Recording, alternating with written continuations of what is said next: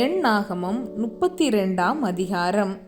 ரூபன் புத்திரருக்கும் காத் புத்திரருக்கும் ஆடு மாடுகள் மிகவும் திரளாயிருந்தது.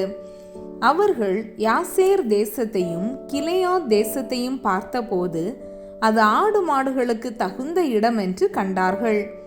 ஆகையால் ரூபன் புத்திரரும் காத் புத்திரரும் வந்து மோசேயும் ஆசாரியனாகிய எலெயாசாரையும் சபையின் பிரபுக்களையும் நோக்கி, கர்த்தர் இஸ்ரவேல் சபைக்கு முன்பாக முறியடித்த அதரோத், தீபோன், யாசேர், நிம்ரா, எஸ்போன், எலெயாலே, சேபாம், நேபோ, பெயோன் என்னும் பட்டணங்களை சேர்ந்த நாடானது ஆடு மாடுகளுக்கு தகுந்த இடம். உமது அடியாருக்கு ஆடு மாடுகள் உண்டு. உம்முடைய கண்களில் எங்களுக்கு தயை கிடைத்ததானால் எங்களை யோர்தான் நதிக்கு அப்புறம் கடந்து போக பண்ணீராக. இந்த நாட்டை உமது அடியாருக்கு காணியாட்சியாக கொடுக்க வேண்டும் என்றார்கள். அப்பொழுது மோசே காத் புத்திரரையும் ரூபன் புத்திரரையும் நோக்கி, உங்கள் சகோதரர் யுத்தத்திற்கு போகையில் நீங்கள் இங்கே இருப்பீர்களோ? கர்த்தர் இஸ்ரவேல் புத்திரருக்கு கொடுத்த தேசத்திற்கு அவர்கள் போகாத படிக்கு நீங்கள் அவர்கள் இருதயத்தை திடனற்று போக பண்ணுகிறதென்ன? அந்த தேசத்தை பார்ப்பதற்கு நான் உங்கள் பிதாக்களை காதேஸ் பர்னேயாவில் இருந்து அனுப்பின போது அவர்களும் இப்படியே செய்தார்கள். அவர்கள் எஸ்கோல் பள்ளத்தாக்கு மட்டும் போய் அத்தேசத்தை பார்த்து வந்து, இஸ்ரவேல் புத்திரர் கர்த்தர் தங்களுக்கு கொடுத்த தேசத்திற்கு போகாத படிக்கு அவர்கள் இருதயத்தை திடனற்று போக பண்ணினார்கள். அதனால் கர்த்தர் அந்நாளிலே கோபம் உண்டவராகி, உத்தமமாய் என்னை பின்பற்றின கேனேசியனான எப்புனேயின் குமாரன் காலேபும் நூனின் குமாரன் யோசுவாவும் தவிர எகிப்திலிருந்து வந்தவர்களில் 20 வயது முதல் அதற்கு மேற்பட்ட மனிதர்களில் ஒருவரும் என்னை உத்தமமாய் பின்பற்றாதபடியால் அவர்கள் நான் ஆபிரகாமுக்கும் ஈசாக்குக்கும் யாக்கோபுக்கும் ஆணையிட்டு கொடுத்த தேசத்தை காண்பதில்லை என்று ஆணையிட்டிருக்கிறார். அப்படியே கர்த்தருடைய கோபம் இஸ்ரவேலின் மேல் மூண்டது. கர்த்தருடைய சமூகத்தில் பொல்லாப்பு செய்த அந்த சந்ததி எல்லாம் நிர்மூலமாகும் மட்டும் அவர்களை வனாந்தரத்திலே 40 வருஷம் அலைய பண்ணினார். இப்பொழுதும் இதோ இஸ்ரவேலர் மேலிருக்கும் கர்த்தருடைய கோபத்தின் உக்கிரத்தை இன்னும் அதிகரிக்க பண்ணும்படி நீங்கள் உங்கள் பிதாக்களின் ஸ்தானத்திலே பாவமுள்ள பெருங்கூட்டமாய் எழும்பியிருக்கிறீர்கள். நீங்கள் அவரை விட்டு பின்வாங்கினால் அவர் இன்னும் அவர்களை வனாந்தரத்தில் இருக்க பண்ணுவார். இப்படி நீங்கள் இந்த ஜனங்களையெல்லாம் அழிய பண்ணுவீர்கள் என்றான். அப்பொழுது அவர்கள் அவன் சமீபத்தில் வந்து, எங்கள் ஆடு மாடுகளுக்காக தொழுவங்களையும் எங்கள் பிள்ளைகளுக்காக பட்டணங்களையும் இங்கே கட்டுவோம். நாங்களோ இஸ்ரவேல் புத்திரரை அவர்கள் ஸ்தானத்திலே கொண்டு போய் சேர்க்கும் அளவும் யுத்த சன்னதராய் தீவிரத்தோடே அவர்களுக்கு முன்பாக நடப்போம். எங்கள் பிள்ளைகள் இத்தேசத்து குடிகளின் நிமித்தம் அரணான பட்டணங்களிலே குடியிருக்க கேட்டுக்கொள்ளுகிறோம். இஸ்ரவேல் புத்திரர் யாவரும் தங்கள் தங்கள் சுதந்திரத்தை சுதந்திரித்துக் கொள்ளும் வரைக்கும் நாங்கள் எங்கள் வீடுகளுக்கு திரும்புவதில்லை. யோர்தானுக்கு இப்புறத்தில் கிழக்கே எங்களுக்கு சுதந்திரம் உண்டானபடியினாலே நாங்கள் அவர்களோடே கூட யோர்தானுக்கு அக்கறையிலும் அதற்கு அப்புறத்திலும் சுதந்திரம் வாங்க மாட்டோம் என்றார்கள்.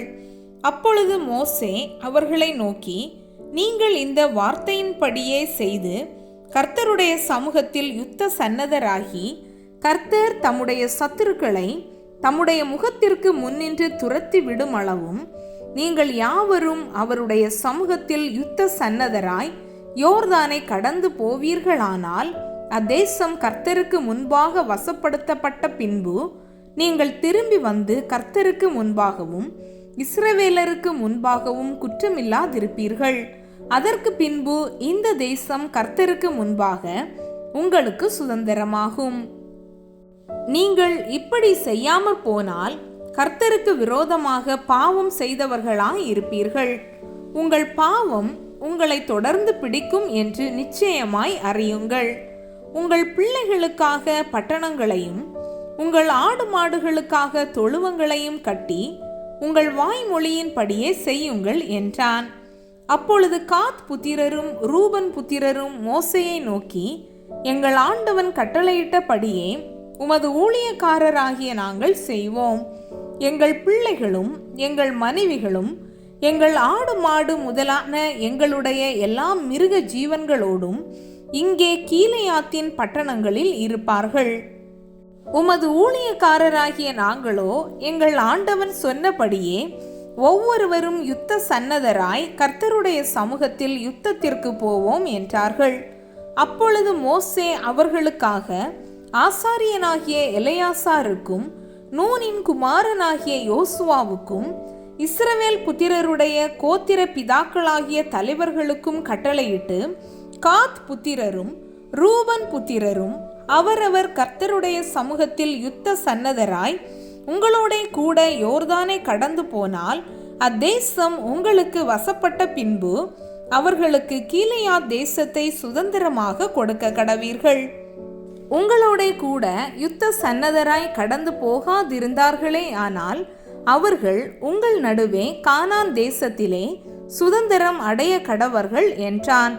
காத் புத்திரரும் ரூபன் புத்திரரும் பிரதியுத்தரமாக, உம்முடைய ஊழியக்காரராகிய நாங்கள் கர்த்தர் எங்களுக்கு சொன்னபடியே செய்வோம். யோர்தானுக்கு இக்கரையிலே எங்கள் சுதந்திரத்தின் காணியாட்சி எங்களுக்கு உரியதாகும்படி நாங்கள் கர்த்தருடைய சமூகத்தில் யுத்த சன்னதராய் கானான் தேசத்திற்கு போவோம் என்றார்கள்.